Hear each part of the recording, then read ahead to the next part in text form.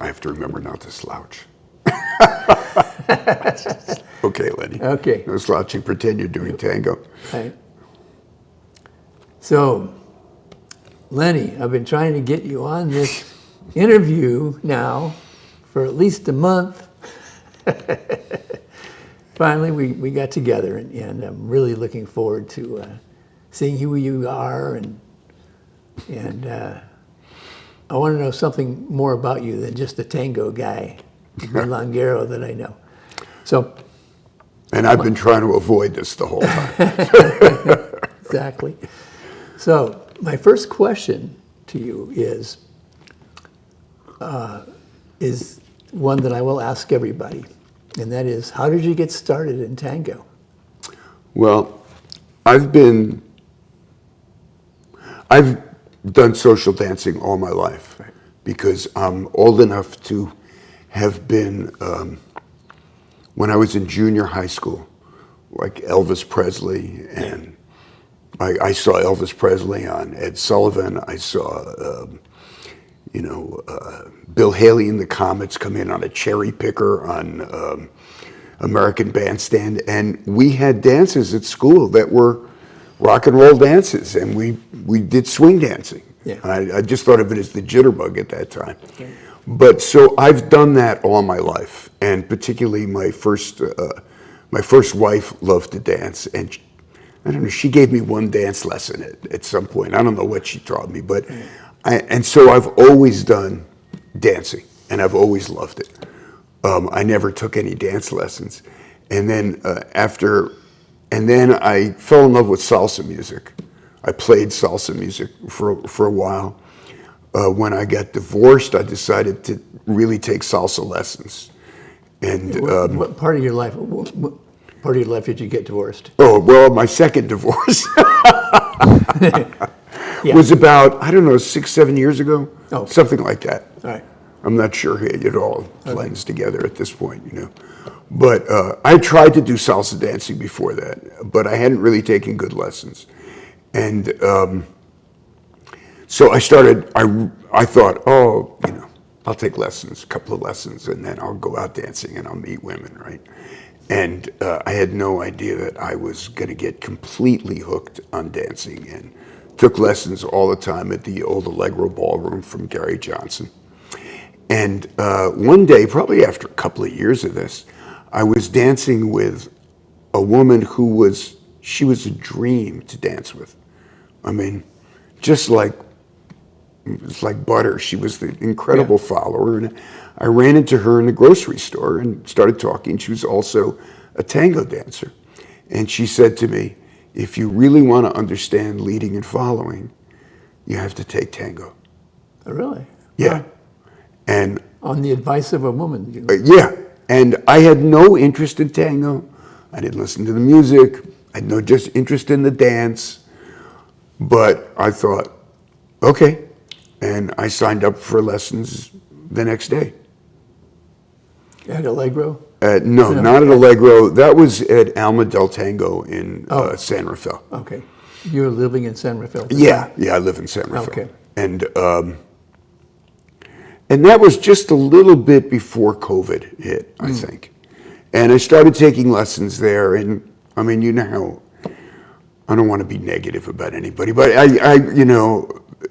everybody's always looking for the right teacher for them. Right. I don't think it was the right place for me to be learning. Right. And then COVID hit, and when COVID went away, I think, then I got back into taking tango lessons, and went to a few other places, ended up with the teacher who I'm really happy with now, until I find another teacher that I want to go to. I mean, there's so much to learn.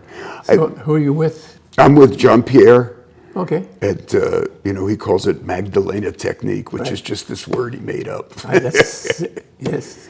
I mean, for him it meant That was you're one of my- focused on the woman. That was my second teacher. Oh yeah. And when he was in Oakland, there next to the lake, for quite a while, you call it Tango Magdalena. Yeah, right. Yeah, that was for several years. He had one of the best milongas in town. Well, you know, I realized eventually, there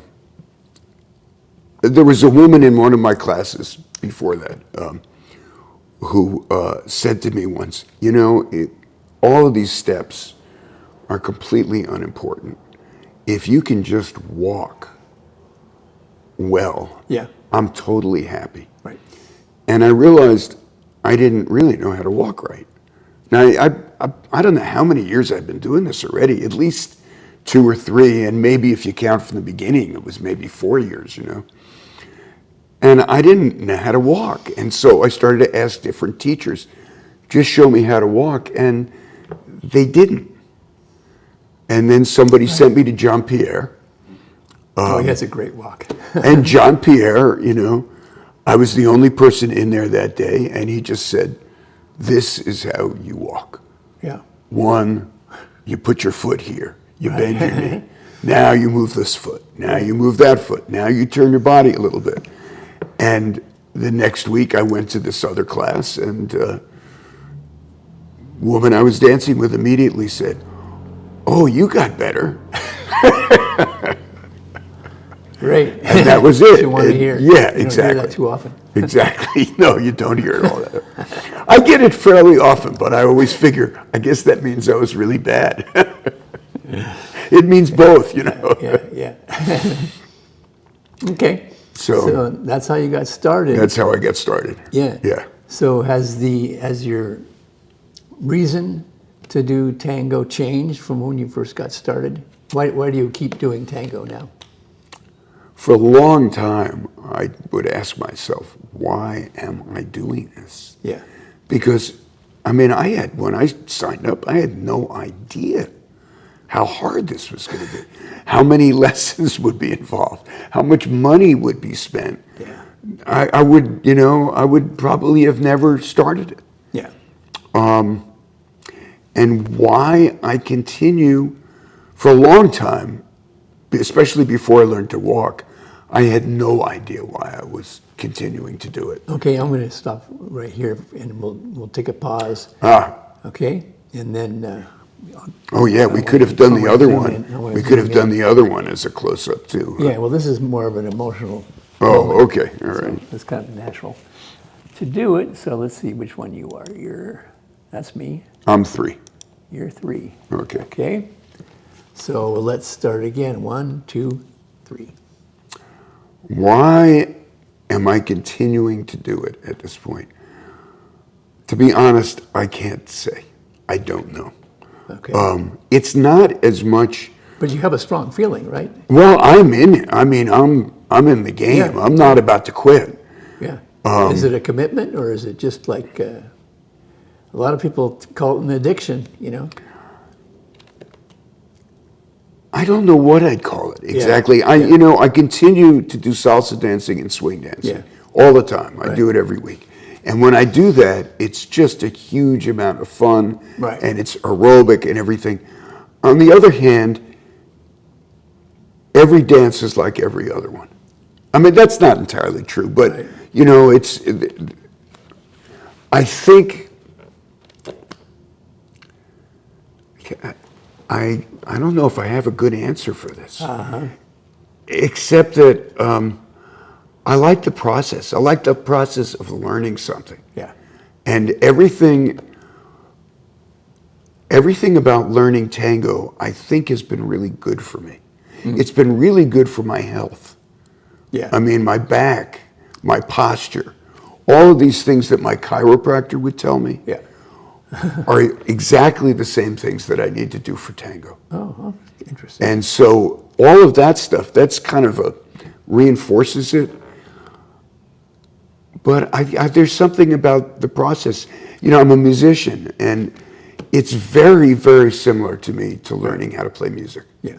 Oh, I see. Very, very similar. And it takes the same kind of discipline, and I'm kind of fascinated by it. I like to work on myself. Yeah. I like to think about things, and I like to practice. I like the process. Yeah. So are you into the music, like in the 8-count phrases and all of that kind of stuff? Well, Are you into that yet? I listen to the music all the time. Okay. You know, in the same way that I would listen to jazz when I was playing jazz, Yeah. or learning to dance salsa music, and still even with some kind of salsa music, like I'm learning like son. I listen to a lot of son, Right. and practice counting son because you start on 2 instead of 1, and it's a discipline to learn to hear that. Yeah. So I like that. I like that process. Yeah. And I have. I really have fallen in love with the music. Yeah. And I listen to it, you know, day and night. I go to bed, I turn it on. You know. Okay. Have you had a tango moment yet? No. No, I haven't had a tango moment yet. Not from what, you know, not as they're described to me. Yeah. How are they described to you? Well, they're described to me as this, you know, that you have a dance, maybe a whole tanda, but at least one Yeah. dance where, you know, you're just kind of transported, Right. and that your communication with the woman that you're dancing with is perfect, and you just kind of go into space. Right. I figure that I need to be a better dancer and not be thinking so much to get there. I don't know. I assume that this is going to happen. Right. But it's not like I didn't get involved in it because, you know, somebody told me about this tango moment thing, Right. and I'm waiting for it. So I don't know. Yeah. Well, the I'm thing a is- virgin. Yeah. Well, I've been dancing. I was dancing for a few years. I'm going to take a pause Yeah. here. So I said I'm 1. You know what I would do too is ask the question you asked before that about, have you had a tango moment yet? Yeah. Yeah. Well, say that. No. You know, just ask that, because then you can use it. You can cut it in later Oh, I see. to my other answer. Otherwise, nobody will know what I'm responding to. Oh, And then go on and ask the next question. yeah. So my question is, have you ever had a tango moment? I had a tango moment after several years of dancing. And it's a milonga with a woman I'd never danced with before. And I liked the tanda. It was great 4-song tanda. But from the moment we got on the floor, we had some of that stuff you were talking about, you know, just everything clicked. The music was fantastic. She was great in the embrace. And then we started dancing, and everything was just, all of a sudden, was like perfect, you know? And there was no struggling, you know, even our breaths were in sync. And we started, both of us started getting high, you know, on this moment that was occurring. And it was a real palpable thing. Never happened to me before in my entire life. And it was how I would imagine a real hard drug would be the experience of that. And, you know, and we got to the third tanda, and it was like we were just like flying. I was doing all kinds of stuff, you know, but pausing for long periods and then calmly walking, you know, and giving the intention, and she would just read it. She read my body. Not a word was said during 4 songs. And then the 4th one, we kind of mellowed out, and we're just kind of just really experiencing each other. And when it was all over, I was just like, wow, stars were shooting out of my ears, man. And so I said, you know, wow, that was something else. I'd never felt anything like that. It was the best tanda of my entire life. And she looked at me, and I said, did you feel that? And I knew she did. But she said, yeah, oh my God, that was just so great. And I said, well, you want to go get a cup of coffee and talk about it? No, I will not have coffee with you. You know, you have a moment like that, it's special. It doesn't happen very often. You leave it on the dance floor, and then we'll have this wonderful memory for the rest of our lives. If we go have coffee, it's going to blow everything So I learned my lesson. And then most people live on that, with that philosophy, is that everything that happens on the dance floor stays on the dance floor. It's like Reno. Everything happens in Las Vegas, I guess it is. Yeah, Las right. Vegas stays in Las Vegas. Well, it stays on the dance floor, and you try and make anything of it, and it's not going to work. So everybody lives by that creed. That's my story. So, you haven't had that yet? Nope. And you will, stay in, and it's going to happen, and then you are addicted after that, because you just always want to do that. And it's happened many times since. That's what I was going to ask you. Has it happened a lot since? Yeah. Because you recognize it coming on, and you just kind of know that you just got to let go and try to get it started a little bit, and then let it fly on its own. So I recommend that you hang in into it. Okay, I'm going to take a pause here. Okay. And let's see, that's me. So, Yeah, I have not had that experience yet. okay. And I Let's probably... hold on, just let me, You're rolling? it's recording, so. Yeah, I okay, think it'd just be fine as a just two-shot, Go ahead, I'll yeah. just cut that out. Yeah. So You haven't. I have not had that kind of an experience yet, but I hear about it from people, and I assume that's why so many, so many women I know, I'll say, oh, do you do any other kind of dancing? And they'll say, well, I used to do this, I used to do salsa, and they say, now I only want to do tango. Yeah. Which to me, it's like, I don't understand that. I have more fun, just Yeah. straight up fun, Right. doing swing or salsa, Yeah. So I don't get it, but I imagine once you have that kind of experience, and I also imagine I'll probably, when I do, I'll be exactly like you. I'll want to go out for coffee. Try. I think I've, why not? But if you're with an experienced dancer, she's going to say no. Yeah. Unless she's interested. Yeah. She could be interested. Right. Hope it's not dead yet. Well, I mean, you mentioned early on that you wanted, after your divorce, you wanted to go out and be with some women, Yeah. And tango is a good thing to do, to meet women. But the kind of the bad thing about it is that it's kind of frowned on to do much talking and stuff while you're dancing. But you are being with that woman who you've never danced with before, and it's like you don't even know her name, and you're dancing, and you're like meeting her from the inside out, rather than, hey, what's your name? Right. What do you do for a living? Where do you live? And you're just kind of like from the outside, you getting closer. I think all dancing is like that. All partner dancing. Oh, is that right? Yeah.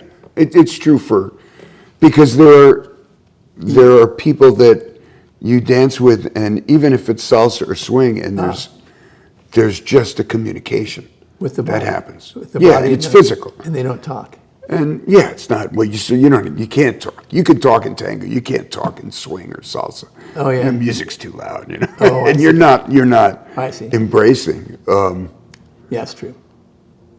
But you're meeting each other on a physical level, right? And you're feeling whether there's communication, right, and fun, whether someone is playful with you or not, Right. So, but I've in an odd way, I think I've found that I've definitely, whether I'm addicted to tango or not, I'm definitely addicted to dancing, and I don't think that's been good for meeting women. yeah. I meet a ton of women, but I'm only interested in being with a dancer. I'm only interested in being with somebody who I like to dance with, Yeah. who is my age, Yeah. who also likes to dance with me, who I'm also attracted to. I've narrowed my pool of available women from here down to this small sliver. And then you don't want to be, you don't want to be coming on to all the dancers. Then you're like, then you're a bit of a, I guess then they're going to talk about you behind your back, right? Is that what you're experiencing? Is that most people just are there to dance? And I don't know. Yeah, I don't know I don't know what's going on in their heads. Everybody's different. I don't really know. I don't know. I mean, I think a lot of I assume that there are plenty of women who are interested in I mean, if you're single, Yeah. most of us would like to have a partner, Yeah. on one level or another, whether you're going to live with them or marry them or just, Right. whatever. Right. There certainly are plenty of women who go out dancing and they've got a husband or a boyfriend back home who doesn't, Yeah, totally. Yeah, exactly. Sadly, I find that out often. Yeah, there are a lot of them, and some, Yeah.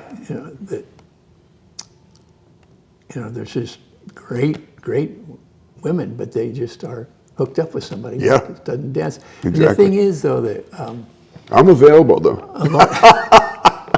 By the way. okay, I'll cut that out.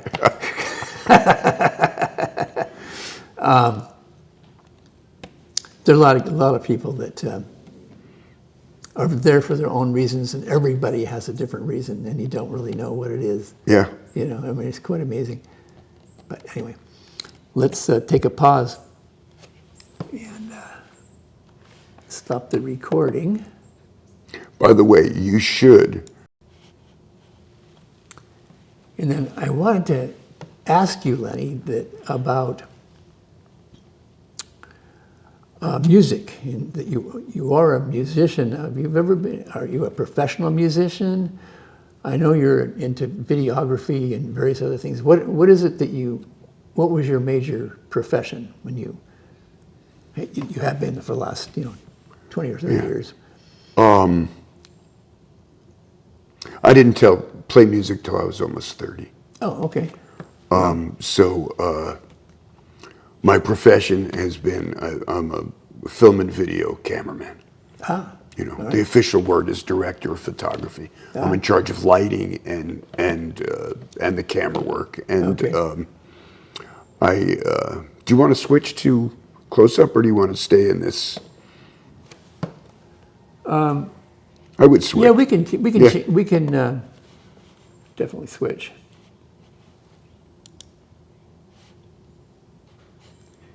Okay. So professionally, I work as a film and video cameraman. I started off in film and then it's all become video. I originally wanted to shoot feature films, but I didn't move to Los Angeles, and that's where that business is. That's a long story, but so I do documentaries, a lot of stuff for companies and stuff like that. And I love my work. It's not really what I wanted. I wanted to do features. It's not the stuff I do is not as challenging. Yeah. But it's always challenging. I love the people I work with. Yeah.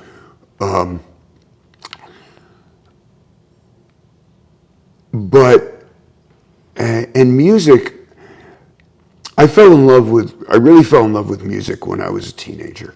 Okay. What kind of music were you listening to? Well, I was just your basic teenager. I listened to different kinds of music, and I got interested in jazz. Yeah. But I was listening to, it was no big thing. I went to listen to Dave Brubeck and stuff. But I had a friend in high school who was a very, very good jazz musician already. His father had been a swing drummer. He was an incredible saxophone player at 16. Wow.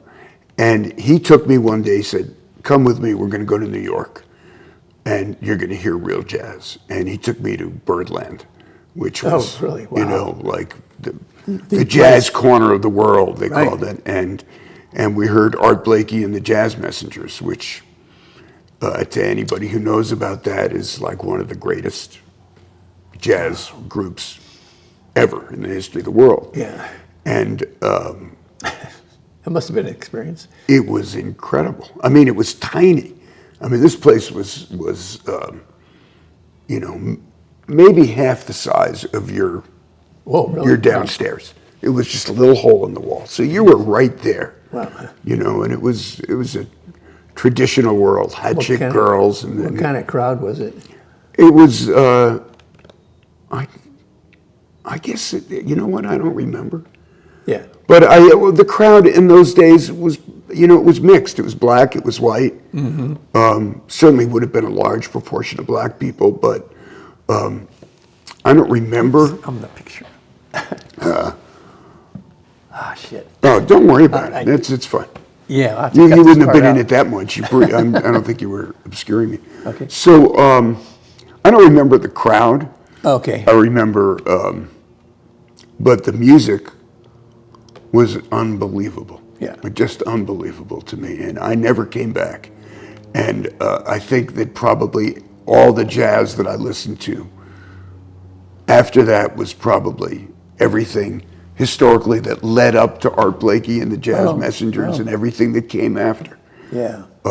Which is really the center of When jazz did you music. start playing an instrument? Well, I thought I was too old at 15.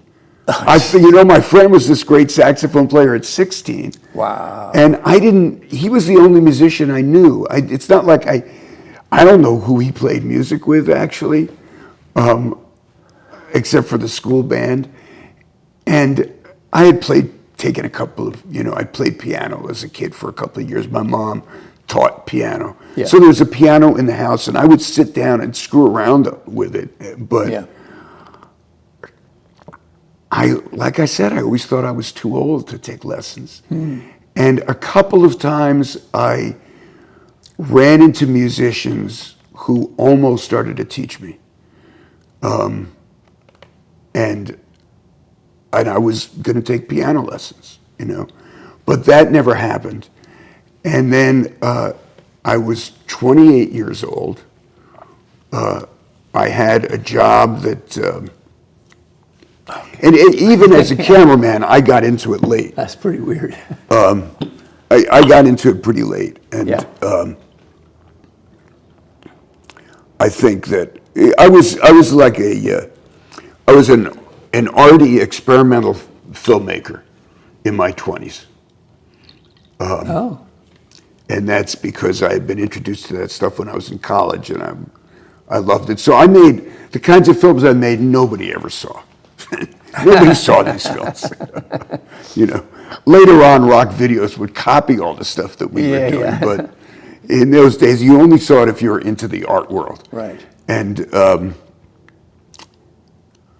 I got on unemployment because I had had some job or other, and I ran into this character we called Crazy Larry, who was just an oddball on 24th Street in San Francisco. And Larry had a saxophone. He was a terrible musician. Larry played free. He would meet women at coffee shops, invite them up to his apartment, take pictures of them naked with his dog and the saxophone. He wasn't trying to have sex with them. But he had this tenor sax, and I went up, smoked a joint with Larry. And I said, how do you play that thing anyway? And I picked it up, and he showed me how to get a sound out of it. And it was like I got hit with a lightning bolt. Wow. I just felt like, oh my God, I've wanted to do this all my life. Right. And I mean, after I went to Birdland that time, I went to jazz clubs in San Francisco, in New York, all the time. From high school, I would just get on the bus, go to New York, come home at 4:00 in the morning. Right. My friend, my saxophone playing friend, who never suggested that I take lessons, but he always used to say that I had big ears because I heard music like a musician did. At any rate, listening to jazz and going to jazz was a big part of my life. Yeah. I went out the next day, just like with Tango. I went out the next day and I bought a saxophone. Wow. And I started to take lessons, and it was a huge change in my life. Yeah. I felt like something was filled, Right. like this cavity in my chest or Right. my solar plexus really had been filled up, and I still play. Yeah. I took terrible lessons for a long time. Yeah. It's kind of like tango. You have to find the right teacher. Right. You know? But eventually ended up with the right teachers and found my way into playing with people. And so I became an amateur jazz musician. Right. And what I would call a gigging amateur. Right. So I could play. I wasn't ashamed to play. People would like the way I played, Right. but I was not a professional. I didn't have the chops and the abilities of a real professional Right. saxophone player. Did you practice by yourself? Oh, Spend a lot of time? Hours and hours and This is hours. by yourself practicing? Oh yeah, hours and hours and hours and hours. I mean, my problem was that before I would go out to play, if it was just a jam session, Yeah. I would be very. I'd feel like I had to really practice. I would practice 3 hours before I went out, and then Yeah. I'd go out for the last half hour, Yeah. and everybody would say, "Where the fuck have you been?" Yeah. And and then I'd think, oh, as soon as I heard the drums, why didn't I go earlier? I did that over and over. Yeah. The process of learning to play jazz, I would say, and probably any form of music, but particularly jazz, was very similar to the process of learning tango. Yeah. Jazz is very, very difficult technically. Yeah. I mean, it kind of dwarfs playing blues or rock and roll or anything Yeah. like that. You really have to learn your technical stuff. Right. Right. And then when you go to play, you've learned all these things and then you try to apply them. But if you're trying to apply them, then you're never going to apply them really right. I mean, if you listen to interviews with great musicians, they'll say, "What do you think about when you're playing?" Right. And they'll say, "Nothing. I empty my mind." Well, that's still a goal for me as a musician. Interesting. Is to empty my mind. But I think tango is probably the same thing. You don't want to be thinking of what you're doing and your form and all of these technical things. So the two entities that you have are yourself, and then you have your audience, people listening. Yeah. And so you're the leader, obviously. You're producing. You're both the leader and the music. Yeah, well, I'm not necessarily the leader. I'm rarely the leader. in Well, a I group. mean, but you're aren't you?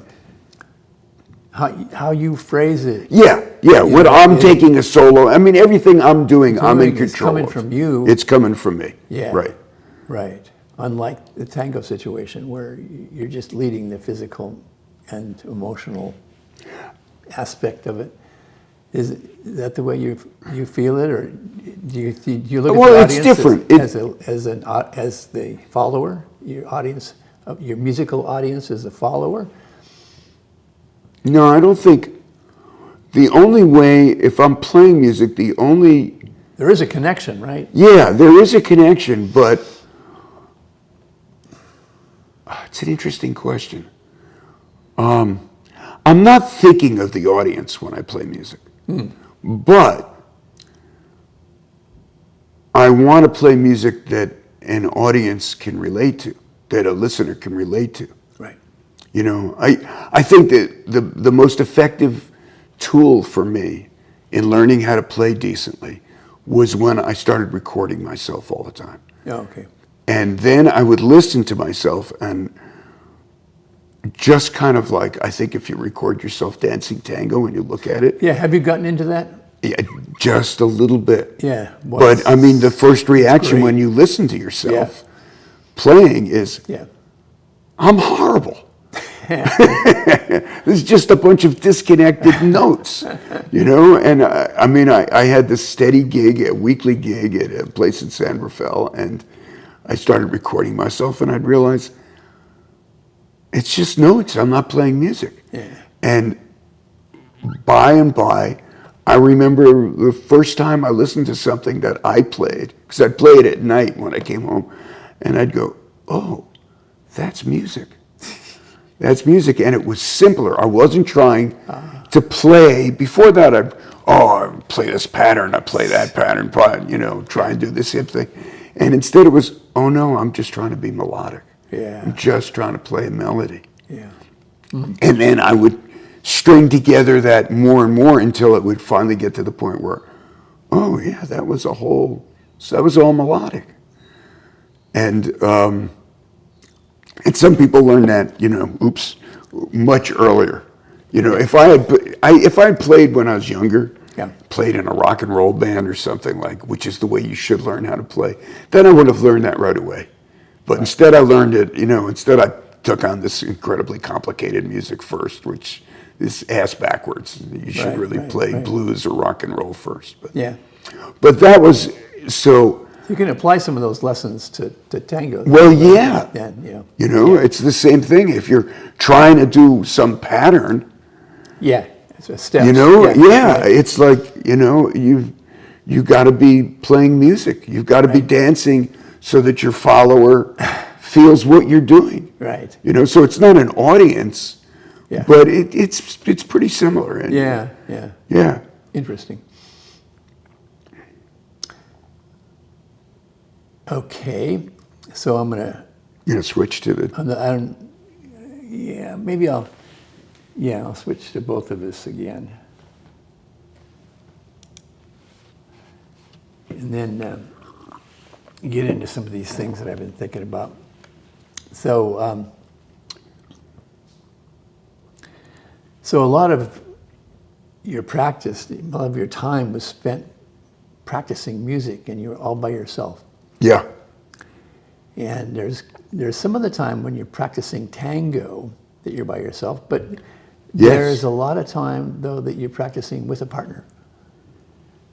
And that's kind of the thing that's keeping me in tango in these times that we're in right now,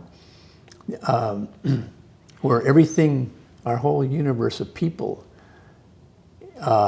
now, politicians, everybody, even financial people, want to separate us out into individuals and separate us from one from another, and they don't want us to meet or get together and compare notes. And they want to eliminate colleges and all that. Education is down. They want us to be dumb and stuff.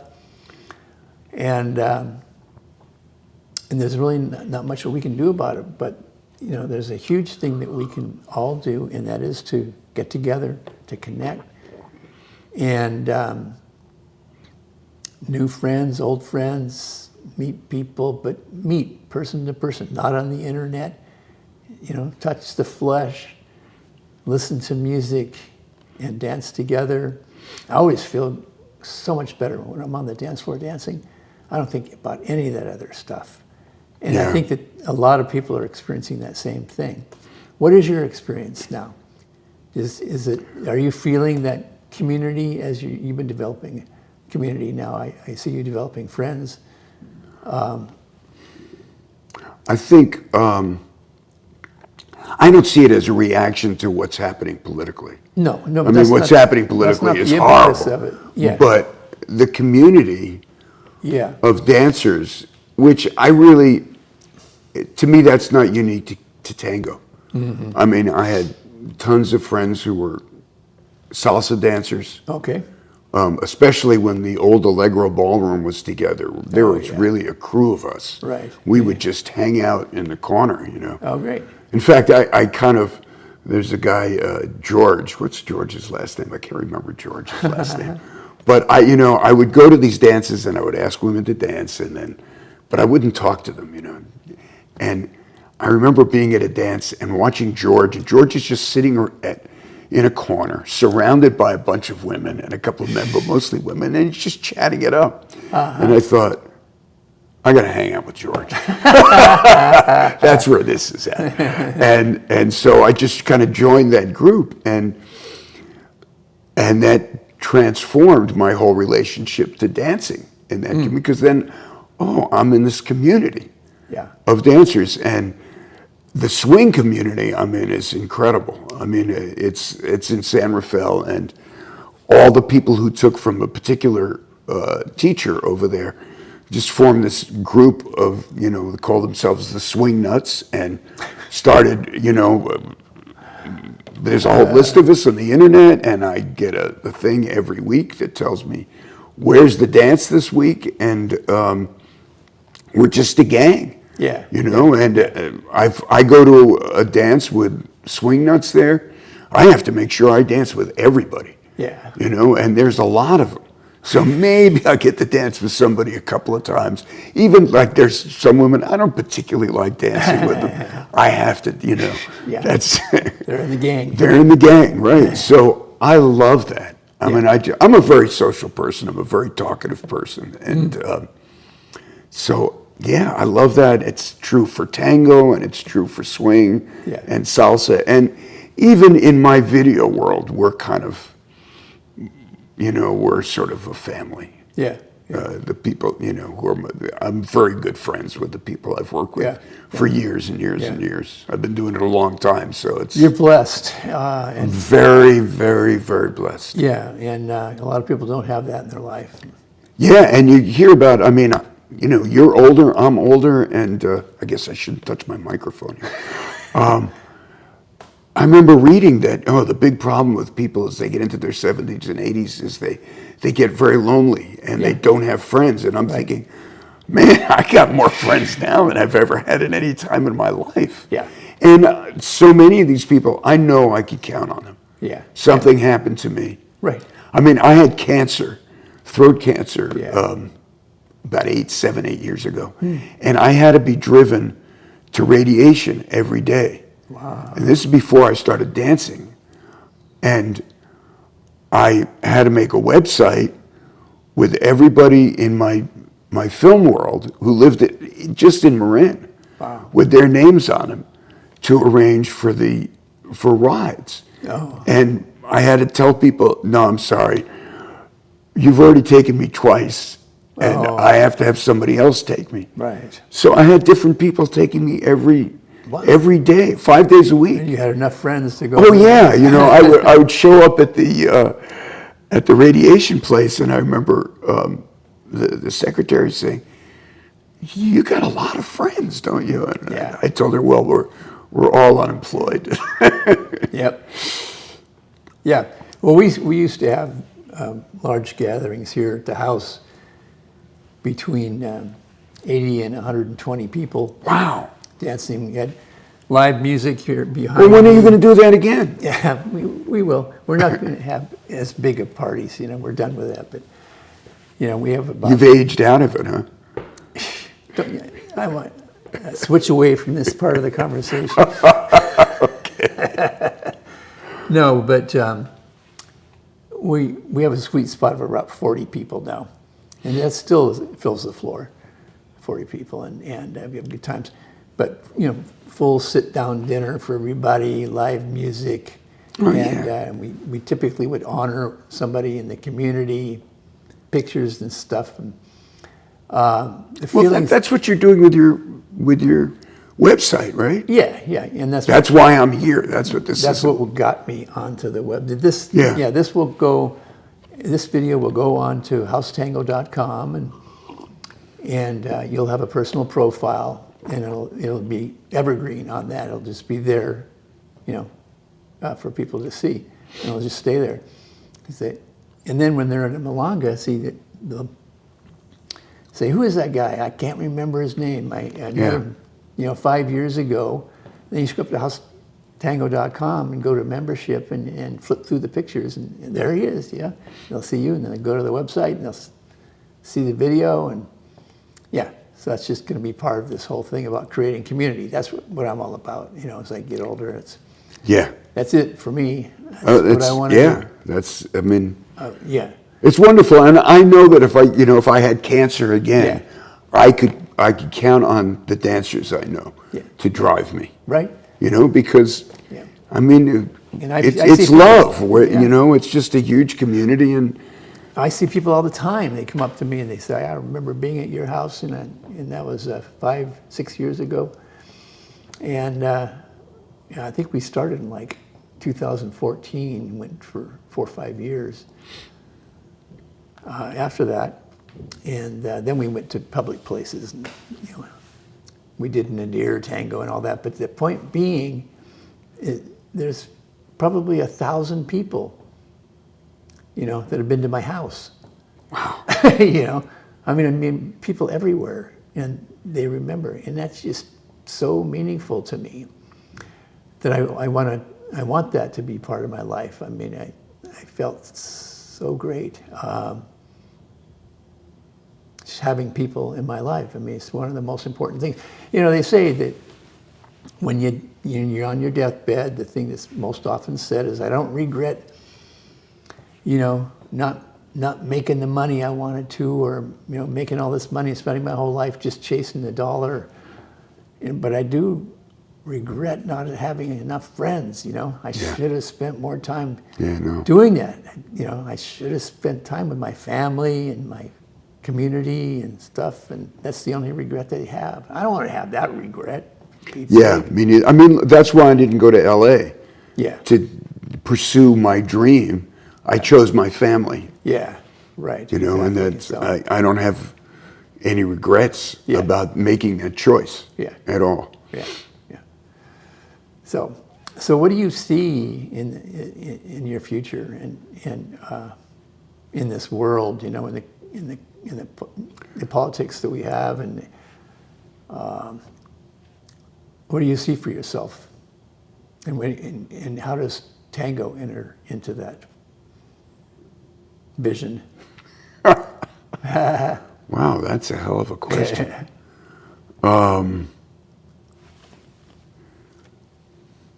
Do you want to switch to the close-up for this one?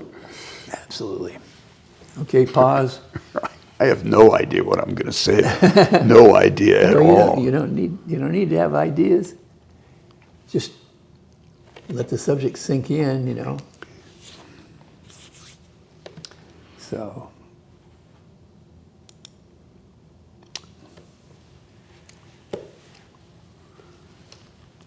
Well, that's a very challenging question, Gregory. I am not somebody who's ever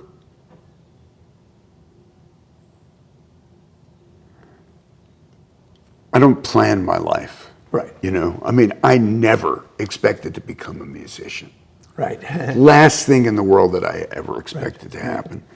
And when I went to college, I didn't think I'd come out a filmmaker or a cameraman. I never took an art class. Wow. I just, in high school, even in college, I didn't take an art class. Yeah. I just, I fell into this thing that I fell in love with. Yeah. And I've kind of always been that way, which is lovely, and it also it also means that I haven't necessarily accomplished anything great. I mean, I don't feel accomplished in my career. Right. I feel like I'm, an amateur musician, but I've gotten to play Right.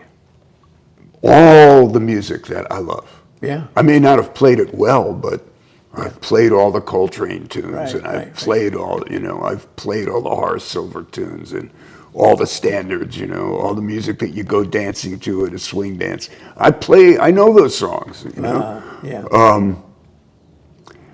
and that's wonderful to me.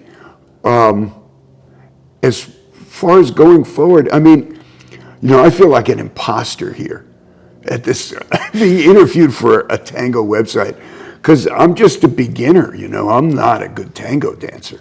I'm working hard on it. I practice at home and everything, but I'm not a good tango dancer yet, I'm not.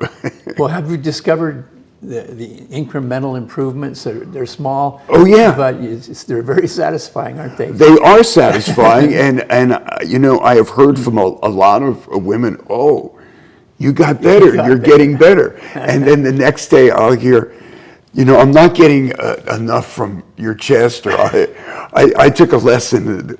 I have a friend who's a salsa dancer, and she's she was a ballet dancer, and she's a very good tango dancer. I exchanged some video for her in exchange for tango lessons. And Yeah. we had a lesson yesterday, and it was just correction after correction after correction after correction, which is all great. It's incredibly humbling. Yeah. But she started off by saying, well, first of all, you're a lot better than last time. So, but in terms of what, one of my main goals really at this point in life Yeah. is I want to be able to hold on to my house so I Yeah. can leave it to my daughter. Yeah. That's really, I would say, my principal goal Okay. in life. Because I don't have much money to leave her, but I have a house that's worth Yeah. money. Yeah. And I want to be able to keep working Right. to be able to do that. The work as a cameraman is really, the bottom has fallen out of Yeah, this yeah. business. Okay. And also I'm probably somewhat aged out of it. So I've gotten into doing color correction work, which I really kind of love.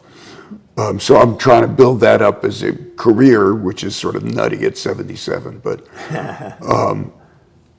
and